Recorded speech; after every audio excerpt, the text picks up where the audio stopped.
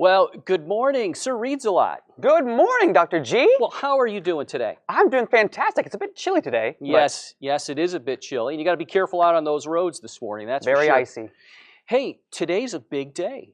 Oh. Today is Pie Day. Oh, Pie Day. I love pie. Oh, well, yeah. apple pie and cranberry pie and strawberries. Wait, I love. hold on, SirReadsAlot. Not that kind of pie. Like a cherry or blueberry? No, not that kind of pie either. This is actually pie related to math. It's a notation. It actually is the ratio between the circumference and a diameter of a circle. Dr. G, are you speaking English right now?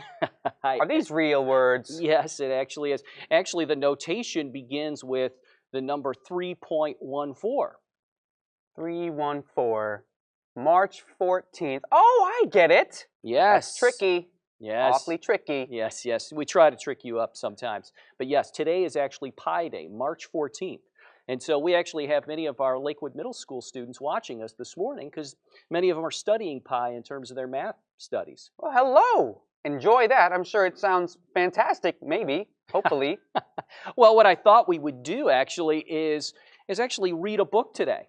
I've got Circumference and the First Round Table. Well, that's fantastic. Where's the guest reader? Well, that's where the catch comes in. I don't have a guest reader today. So I was wondering, how about you read it for us today? Me? Well, of course, Dr. G. All right. That's what I thought. I love to read, so great. This is a good day for me. Perfect. So I love Pie Day. I'll give you the book and we can go ahead and we can get started with this. Are we sure we should be giving me the book? Oh, I might need a little help. Okay. How about I'll help you out with that then? All right. So I'll hold it. You go ahead and read, and we'll, for our middle schoolers here, we'll read Circumference and the First Round Table by Cindy Neuschwander. All right. Long ago in a land known as Camelot, there lived many knights and ladies. Their ruler was a mighty but gracious man named King Arthur. During many years of peace and good harvest, the people lived happily. The trouble began when they saw the army of their neighbors to the north gathering at the border. These people, known as the circumscribers, fun word, looked as if they might be preparing to make war. King Arthur called upon his bravest and most trusted knights to plan what to do. The knights rode as fast as they could to the king's castle. Circumference lived nearby, so his family came with them. Circumference was married to Lady Di, who came from the town of Amateur. I see where this is heading. They had a son named Radius. Radius was very small and quite young, but his keen mind and boundless energy more than made up for what he lacked in height and age. After the first day of meetings with all of the king's knights, Circumference sat with Lady Di. "Ooh," he groaned, "my throat hurts. I have to shout to be heard at the other end of that long rectangular table. Everyone has to shout and the king is very upset."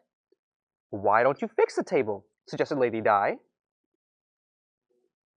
"Well," Let me turn the page here for you.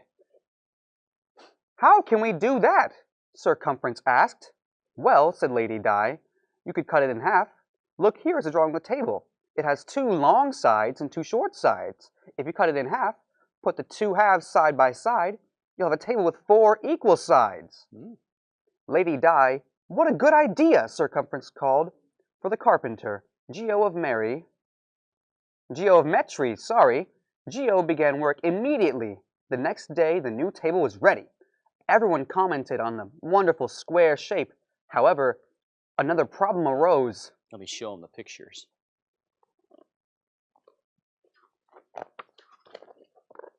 There you go. At each corner of the table, the knights whispered to each other while someone else was talking.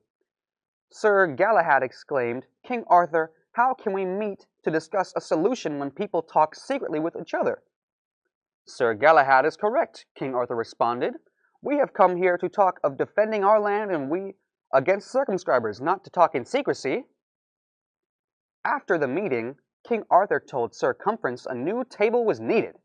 That night, Circumference told Lady Di about the problem with the square table. Lady Di thought a moment and said, "What if we cut the square table diagonally. We could put the two halves together to make a diamond. She drew a diagram and said, the king could sit at one end, and you could sit the opposite end. Everyone would be close enough to hear, but the knights would not be in any tight corners. Let me show them the pictures. They're good pictures. After seeing the plan, Circumference agreed that it was a good idea. Geo, the carpenter, said, in carpentry class they call this shape a parallelogram. I will have the table ready by the morrow. The next day, Sir Lancelot and Sir Gawain were amazed to see a table in the shape of a parallelogram. The others liked it, but King Arthur was not happy sitting at the sharp point. The king let the knights have jousting practice in swordplay while he spoke with Circumference. Circumference, the point of the table sticks into me like a sword. We need to think about ways to prevent war, but this table makes me feel like fighting. Can you fix it? I will do my best, sire, said Circumference. Let me show them that.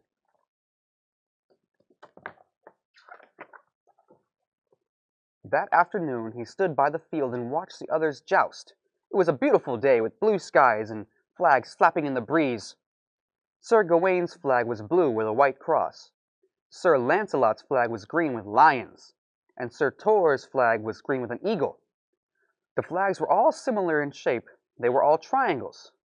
That's it, said Circumference, a triangular table. You probably would have enjoyed watching that joust as well. Oh, I would.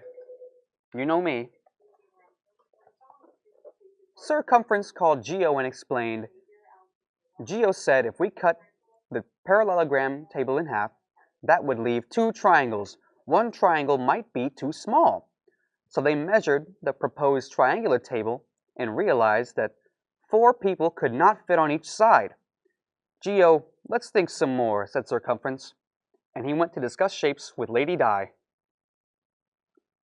Yes, said Lady Di, the triangles would be too small, so cut off the corners like this and make an octagon. Look, it will solve the problem. Lady Di is so smart. When the kings sat at the octagon table, each one wanted a side all to himself. 8 sides and 12 knights. Who would share a side with another?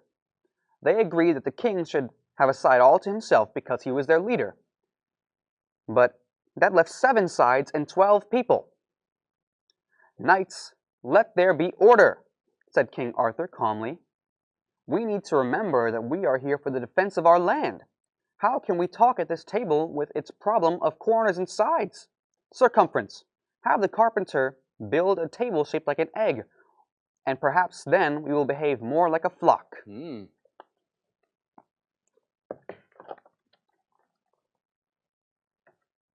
Circumference drew up plans for an oval table for Geo. This table is going to be harder to build since it has no straight sides, said Geo. I'll begin at once. When the knights met again, they were all impressed by the oval table. Sir Lancelot suggested that they raise their goblets and drink a toast.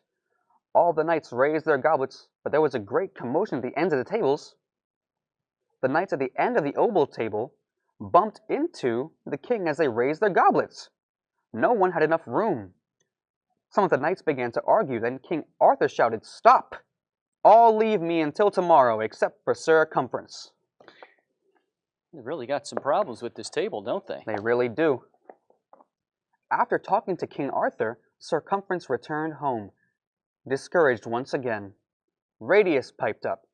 Father, when I have a problem I cannot solve, I do something else for a while. Why don't we go for a ride? That afternoon, Circumference, Radius, and Lady Di went riding. No one said much until Radius shouted, "Father, look! A tree has fallen over." "So it has," observed the knight.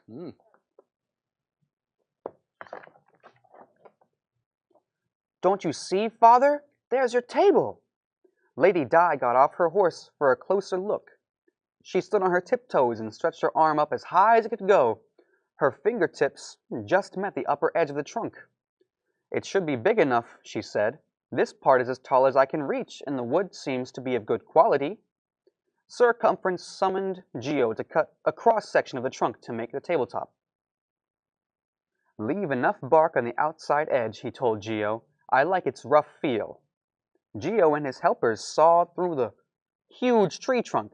Then they hoisted up a heavy slab into the ox cart, and off they went to Geo's workshop. Geo worked all night building the new table. Must be some big tree there that fell. Must be.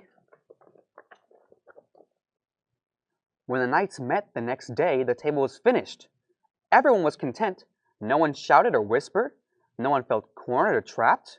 No one was poked in the stomach, and no one felt squished. Everyone had an equal position around the table.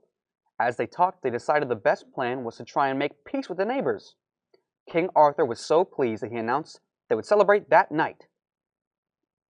Soon, everyone was enjoying the music, dancing, and the banquet. Suddenly, the music stopped. A messenger rushed in and handed a sealed parchment to King Arthur. The king read it and smiled.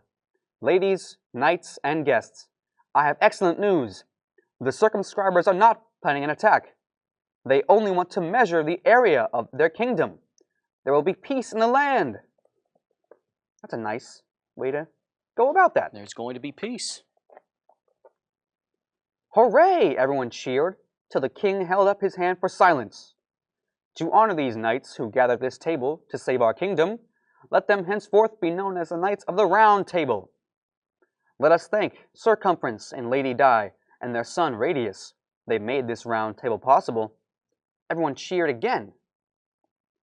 Furthermore, because Lady Di of Amateur has a reach that is equal to the distance across a table, we will name this measurement for her. We will call it the diameter. That's where the word comes from. I am proud of Radius too, added King Arthur. Some day he will become a fine knight. He may be small, but he has tall ideas. Everyone nodded and clapped. Let us call this small measurement from the center of the circle to the edge the radius. Finally, let us not forget our clever Circumference. Since it was his idea to leave the bark on the outside edge of our table, we will name the outside edge of any circle after him. Let us call it the circumference. Let me show the pictures of this because we see radius and circumference.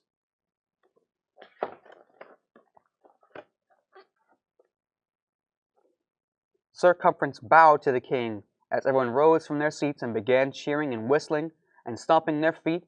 It was the happiest celebration that anyone could remember. The end. So what do you think about that? Circumference and the first round table. I certainly learned a lot about the whole circle stuff and the pi and whatnot. So does pi make a little more sense now? I guess it does to me. Good.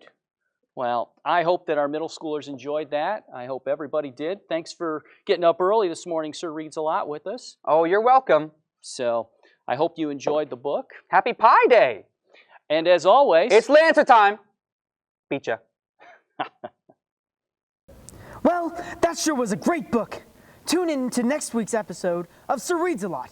And remember, as always, it's Lancer time!